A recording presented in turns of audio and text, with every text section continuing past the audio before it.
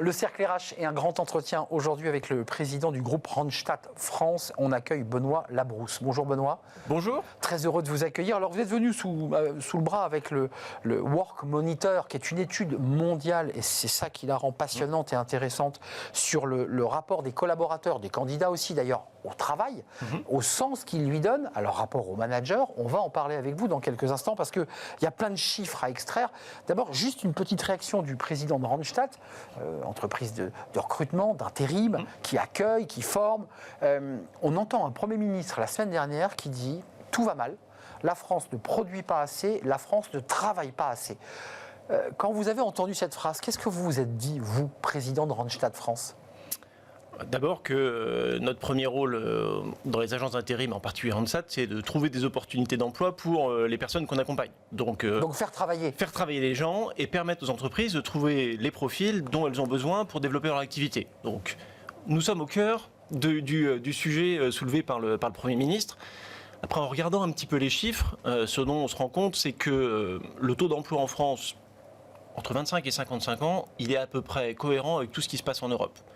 Un des points sur lesquels il faut certainement qu'on travaille collectivement, c'est qu'est-ce qu'on fait pour les plus jeunes, qui sont sortis potentiellement assez rapidement du monde de la formation, et qu'est-ce qu'on fait parfois sans formation, qui ont décroché ou qui sont sortis, qui ont peu de qualifications, et pour ceux qui ont plus de 55 ans. Et c'est là où on voit qu'il y a potentiellement un décrochement, exactement, les deux bornes extrêmes, potentiellement un petit décrochage par rapport au reste de l'Europe, et qui est un vrai sujet pour pouvoir à la fois fournir de l'emploi et permettre de travailler plus, et donc produire plus de richesses. Vous évoquez le débat des jeunes, c'est-à-dire l'entrée en emploi, mais vous évoquez le sujet des seniors qui est mis en avant d'ailleurs par la ministre du Travail, qui annonce de grandes initiatives sur ce sujet.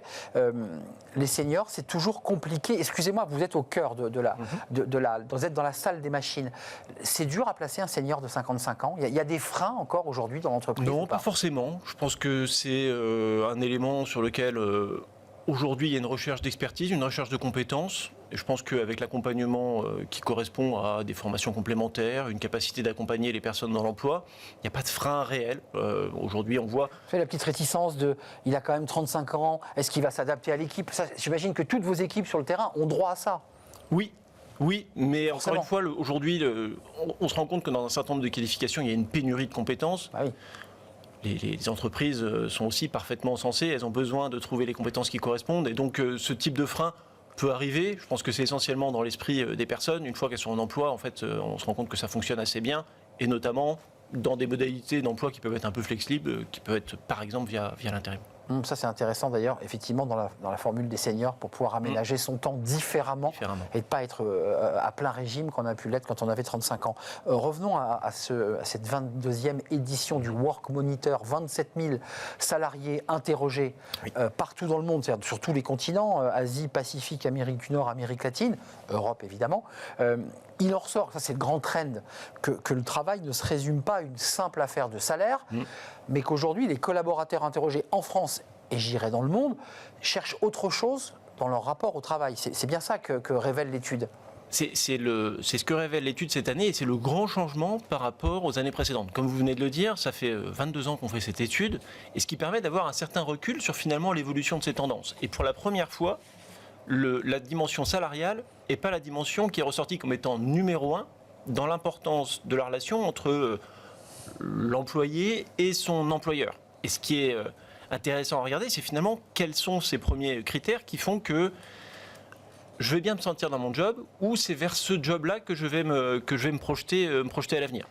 Il y a quand même un enjeu, on va voir un chiffre qui va s'afficher à l'écran dans quelques instants, il y a aussi un enjeu de flexibilité. Alors là, on voit les priorités des travailleurs en France. 84, c'est l'équilibre de vie pro, vie perso. J'évoquais la flexibilité, c'est cet équilibre. 81%, le soutien à la santé mentale. Ça veut dire qu'on a beaucoup de salariés qui sont en difficulté, en détresse psychologique. Et vos chiffres confirment d'autres études. Et puis un dernier chiffre que je n'ai pas pu voir, mais 80%, la rémunération. Donc on voit que la rémunération est en dessous. Qu'est-ce que ça dit de notre rapport au travail ? De voir la rémunération en troisième position a été, encore une fois, je le redis, ça a été la première découverte, c'est la première fois qu'on le voit si bas dans le classement. Dans les 22 années de Work Monitor. C'est toujours numéro 1, jusqu'à présent. Et donc, c'est la première fois qu'on ne le voit pas numéro 1, et c'est même pas numéro 2, c'est en numéro 3. Alors, qu'est-ce que ça dit? Ça dit la première chose, on a un rapport au travail qui est, ça doit être compatible avec ma vie. Et on voit le premier point qui est la partie équilibre vie personnelle, vie privée, mais on le voit aussi dans un certain nombre d'autres indicateurs qui sont alignement avec les valeurs, capacité à travailler de manière flexible, c'est-à-dire des modes hybrides, on y reviendra peut-être un petit peu plus tard. Donc on voit qu'il y a une combinaison de facteurs qui est comment est-ce que mon rapport au travail correspond à ma vision de la vie au sens large, et comment je personnalise ou j'arrive à avoir un emploi qui me correspond. Exactement, du sur-mesure. Et je vais demander à mon employeur d'avoir une offre sur mesure pour pouvoir intégrer cette... Benoît, reconnaissez quand même, vous êtes aussi chef d'entreprise, vous dirigez une entreprise, enfin, ça ressemble quand même pour le dirigeant à un casse-tête. C'est-à-dire que si, pour chaque salarié, on doit faire du sur-mesure en fonction de différents enjeux, et il n'y a pas de critique, l'un est aidant, l'autre a une vie associative, enfin, globalement, ça ne marche pas. Enfin, c'est un casse-tête. Enfin, je vous vois sourire, parce que vous parlez au nom de Randstad, mais vous dirigez aussi des équipes. Oui, non, c'est un équilibre à trouver, pas forcément simple au premier abord, parce qu'au-delà de cet aspect flexibilité, vous rajoutez le sujet des valeurs, qui est aussi un élément extrêmement important pour les salariés ou les employés. Et donc, en effet, vous commencez à avoir un certain nombre de facteurs à aligner ensemble pour être sûr que vous allez pouvoir garder les bonnes personnes dans la durée au sein de votre entreprise, parce qu'à la fin, c'est aussi la capacité de garder vos salariés vos collaborateurs pendant la bonne durée au sein de l'entreprise, le temps qu'ils montent en compétence sur les différentes missions qu'il a à remplir, et ne pas le voir partir. Donc il y a un enjeu aussi du point de vue de l'entreprise, très clairement, de se dire je vais être en capacité d'aligner ces différents points pour garder mes collaborateurs. Il y a un sujet qui m'a interpellé. Alors, on voit que le salaire est passé en 3e position, et c'est la première fois dans le Work Monitor, qui d'ailleurs corrobore quelques autres études avec un panel moins important où on voyait que le salaire descendait. Deux questions. La première sur ce sujet, et puis une deuxième sur les managers. Est-ce que avec le renversement du marché du travail, et vous le constatez, on voit une crispation, fermeture d'entreprise, j'imagine que le marché de l'intérim se contracte aussi. Est-ce que le salarié et le collaborateur va avoir toujours le rapport de force en sa faveur? Parce que c'est vrai que depuis le Covid, il y a le télétravail, il y a la flexibilité, il y a le sur-mesure. Avec un marché qui se renverse, est-ce que le rapport de force n'est pas en train, de se rééquilibrer ou peut-être basculer du côté du recruteur? Alors en fait, je vais d'abord répondre à votre toute première question. On voit en effet le marché du travail qui se contracte un petit peu et qui est un peu en attente en ce moment. Le taux de chômage a été plutôt bas ces dernières années. Il remonte légèrement. Il remonte légèrement. Il est plutôt projeté autour de 8 à la fin de l'année 2025. Et le monde de l'intérim est plutôt un indicateur avancé. Nous, ça fait 2 ans qu'on voit en fait le marché de l'intérim baisser. Et ça, c'est un signe en fait globalement, le marché de l'emploi va commencer à se dégrader. Et donc, on sait ce qui va arriver en 2025. L'intérim, c'est la première étape avant le... Et oui, parce qu'on est la partie flexible de la main-d'œuvre additionnelle auprès de nos clients. Et donc, en effet, on va voir le marché de l'emploi se dégrader en 2025. Comment ça va se passer en 2026, c'est un petit peu compliqué de savoir, mais en 2025, c'est à peu près sûr que le marché de l'emploi va se détériorer. Maintenant, comment est-ce que ça influe dans le rapport entre employeur et employé? Oui. Alors à la fois, sur ce marché d'emploi qui se dégrade, il ne se dégrade pas de manière homogène. C'est-à-dire que vous avez encore des compétences qui sont extrêmement recherchées et sur lesquelles le pouvoir est très clairement aux salariés.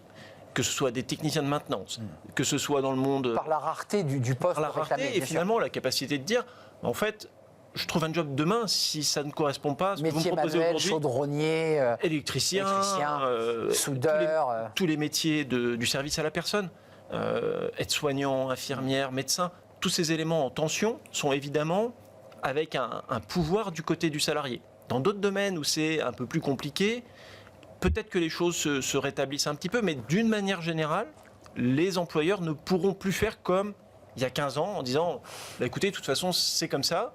Puis d'ailleurs, voilà votre salaire. On ne peut plus revenir en arrière. Vous venez ou vous venez pas. Mais oui, je pense qu'il y a le terrain gagné, il est là. Oui, un chemin a été fait sur ces sujets-là. Avant de nous quitter, dans l'étude, il y a un sujet sur les managers avec 2 chiffres. Près de la moitié d'entre eux, collaborateurs interrogés, se disent prêts à démissionner s'ils ne se sentent pas à leur place. 40% en France et 55% au niveau mondial. J'aurais pensé l'inverse. Ce qui représente une augmentation de 18 points en un an. Ça, c'est absolument incroyable. Et puis le deuxième, pour faire écho aux managers, dans le Work Monitor, le climat entre les talents, vous les appelez les talents, et leurs managers n'est pas toujours au beau fixe. Près d'un tiers des travailleurs, 31% en France et 30% au niveau mondial, estiment qu'ils ne peuvent pas faire confiance à leurs managers pour défendre leurs intérêts. Waouh! Il y a un gros boulot à faire sur les managers. Il y a un accompagnement important à faire du côté des managers, je pense, à la fois pour prendre en compte cet aspect de relation au travail. Je pense que les managers ont toute leur place dans cet élément-là. À la fois, eux-mêmes ont des exigences vis-à-vis de leur propre management. Il y a beaucoup de strates de management en France. Et donc ça, comment on les accompagne, c'est un vrai sujet. C'est un vrai sujet. Ils sont les premiers concernés dans la relation avec leurs propres collaborateurs. Et c'est leur premier intérêt de s'assurer que leurs équipes se sentent à l'aise lorsqu'elles travaillent. Parce que c'est là que la production va avoir lieu, c'est là que la création de valeur va avoir lieu. L'engagement des collaborateurs, l'engagement des managers est essentiel sur ce point-là. Moi, je retiens des chiffres que vous mentionnez, que les talents, les salariés, les collaborateurs ont aujourd'hui besoin de trouver du sens dans ce qu'ils font. Et que finalement, s'ils sentent qu'ils ne sont pas où ils produisent de la valeur, ou pas un alignement avec les intérêts de l'entreprise, vont moins hésiter qu'avant de se dire en fait, je ne vais pas rester dans ce cadre-là et je vais aller chercher ailleurs. Et ce n'est pas vrai que pour la génération Z. Ah non. Non, mais qu'on l'a souvent pointé du doigt chez la Gen Z, mais il n'y a pas que. Non, pas que.